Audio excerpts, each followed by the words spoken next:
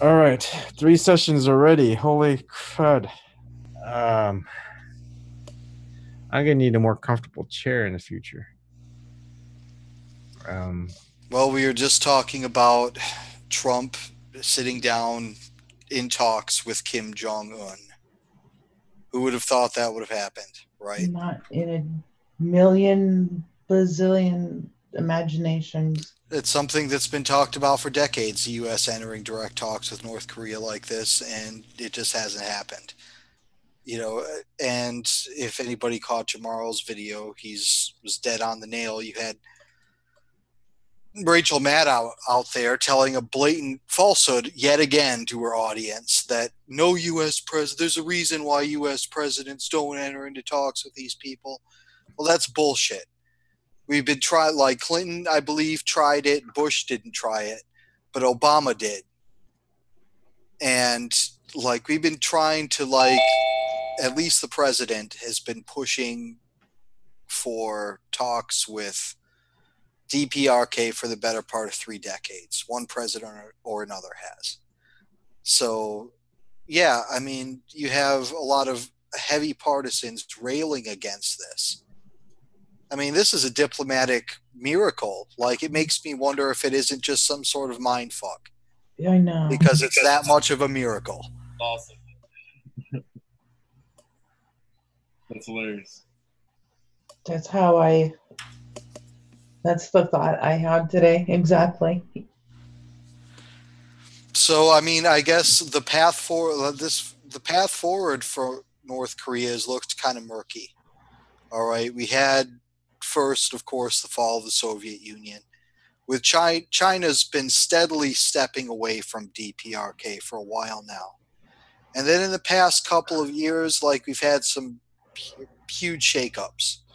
We, of course, have had Kim Jong-un come into power.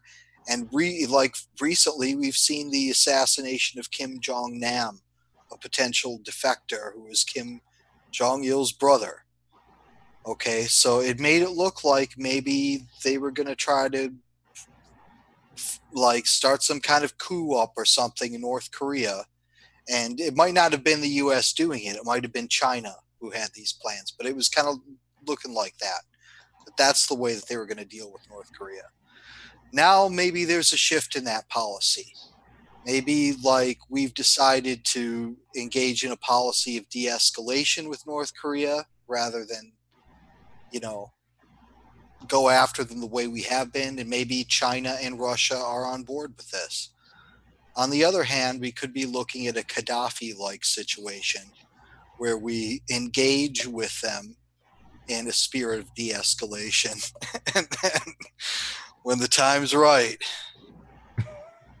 Gaddafi gave up his chemical weapons. And look what happened to him. Are we going to try to negotiate a similar deal with Kim Jong-un? I don't want that. I hope to Christ we don't try that trick with North Korea. Because those people don't fuck around. I mean, I'm not afraid of their stockpile. I'm in the camp that thinks that North Korea couldn't launch a nuke without us allowing it to happen unless we made a mistake. They couldn't launch an ICBM. Yeah. If we didn't allow it. But they do have a massive military and their people are fanatical and they're honed by, centuries of fucking war. Yeah. Centuries.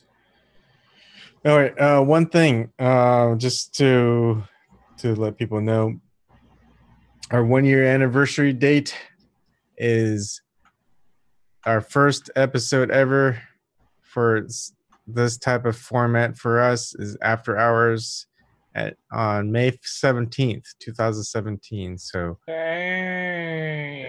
May 17th of 2018, we'll hit our 1-year anniversary and we'll try to do something special. Oh my God, I thought you guys had been doing this for years. No, not this. Why don't you just try to invite everybody as ever showed up that you can. Yeah. I'd like to try that just to see if people would.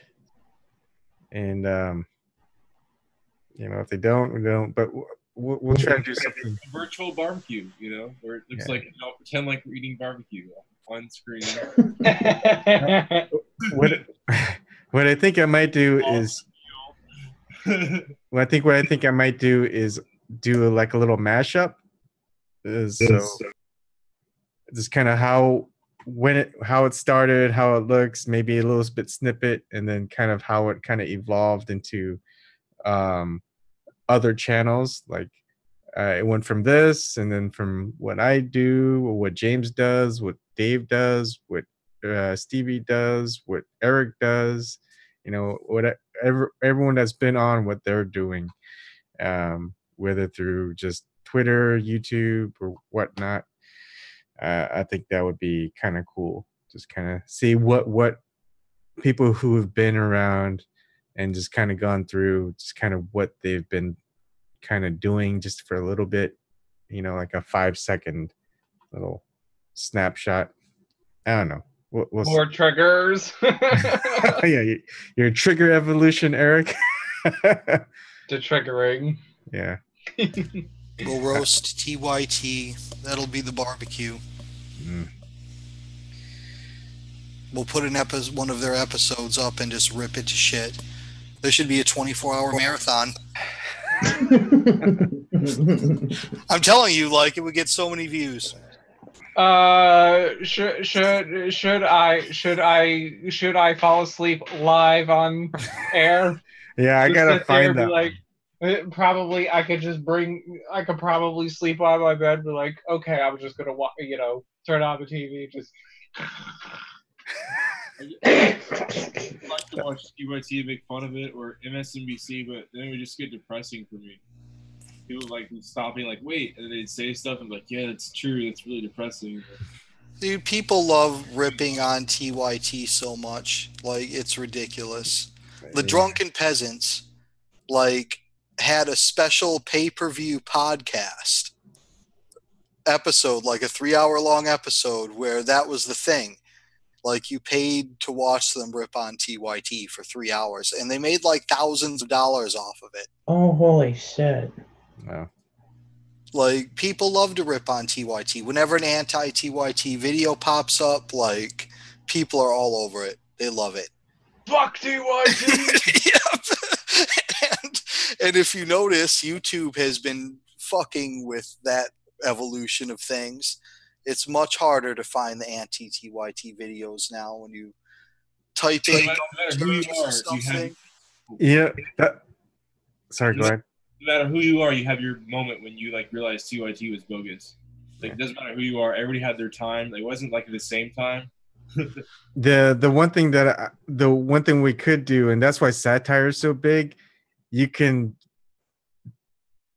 just say, oh, I love TYT, especially when they tell us to vote for Hillary. I mean, that was just the moment where everyone knew that TYT was a legitimate independent, right? But people are being sarcastic and satirical. That's where you can get away with it. We could. How about we save that for the event for the year anniversary shows? Like, everybody remember, conjure up to bring to mind like the thing that made you realize it, and then just turn it around the other way, like you just did for like an example. Like, I could go do with mine. Like, I know when they asked Bernie Sanders 3 times how he was planning on conceding to Hillary in one 50-minute interview, that I would be watching TYT for decades to come as a trusted journalistic source or something like that. And like, everybody just say that the instance that was just, where you're like, they're mostly garbage. I watched TYT, like, I don't know, a couple of days after the shooting, it must have been, right? And there were 2 things that happened during that show that cracked me up. The first one was that, you know how they're selling this fucking fake online bank? It's called aspiration.com. Aspiration? Yep, and what you do is you invest, like, it's just your bank now, and you dump all your money into some organization that TYT is promoting. And, like, it's all going to be good, right? But the funny thing that was that they're doing these live ads for it, right?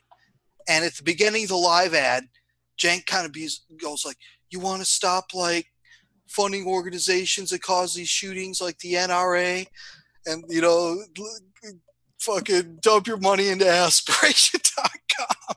I was like, I can't believe you're fucking saying that 2 days after the shooting. And then the second one, they just want to capitalize off the propaganda. Someone should make the meme where Darth Vader goes, "Don't choke on your aspirations." Remember from the Star Wars movie, the Star Wars story one. You know what I'm talking about? Trying to remember. I had this idea in my mind that, like, Darth Vader was afraid of saying. Hold on, I'll show you the snippet. Hopefully I don't get a Darth Vader's like, damn, posing as a independent media person, like impersonating that and actually being like MSNBC, that's evil. Yeah, okay, so I'm going to show a snippet of what I'm trying to tell you. To the Emperor about war. Oh, Rogue One.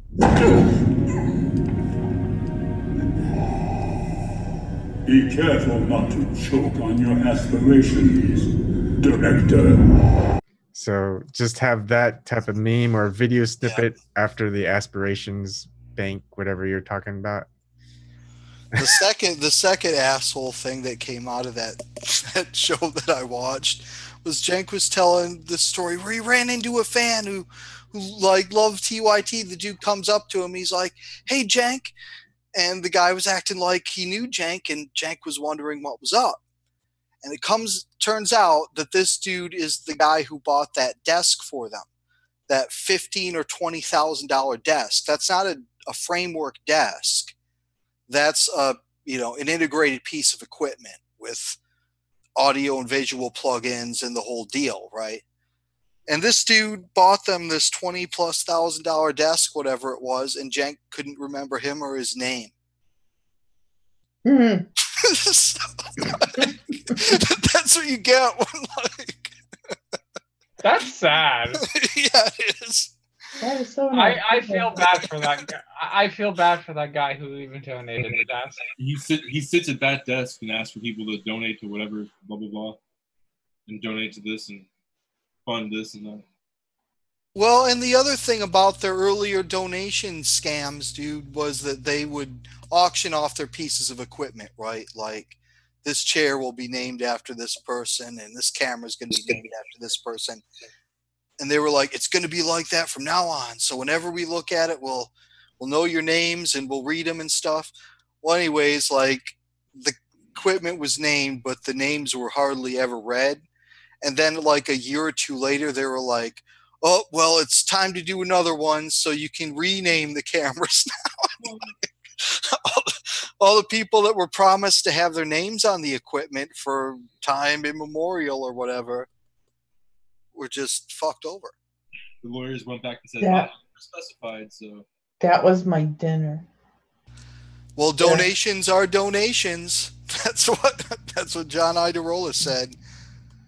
Yeah. When it comes to donations, yeah, donating to the DNC, that donating to those people who donated to Bernie Sanders' campaign, they deserve their fucking money back. Like, I laugh at the donations or donations. Like, it's laughable because it's very pathetic that he said, John Adirondack said something like that. Yeah, and it's just. I'm gonna lay down and watch you guys. I'm tired. Okay. Yeah, it is 3:20. I should probably get going. It's not 2:20. This can keep going. I mean, it's technically 2:30. Yeah, but I gotta try to go to sleep at some point. I probably will leave too. So. Yeah. Okay. I'll talk to you guys later. All right. Not everyone. Love you all. Yeah. I guess I'll you know what? Maybe I'll do like a live stream of the videos I merged or something, or probably something like that. I might do that. Oh, what videos that you merged? My Zelda Breath of the Wild. Oh yeah, clips. that's right. Like I have them all but I didn't merge them. I did record them. Yep. On OBS. Fly gave me like this player that actually works very well because I didn't want to use like any kind of like video converters because the videos wouldn't convert at all. Oh, yeah. But it happens. But I'm actually glad I got this player that actually played it and I recorded it all at once. Okay. But you can do it all in succession. Yeah, one session. Yeah. Cool. All right. Good night, Eric. Good night, Good night, everybody. everyone. Thank you for You guys coming take on. care. Thank We'll do you more. again for hosting. Greatly appreciate it. No problem. Good night. Night, everybody.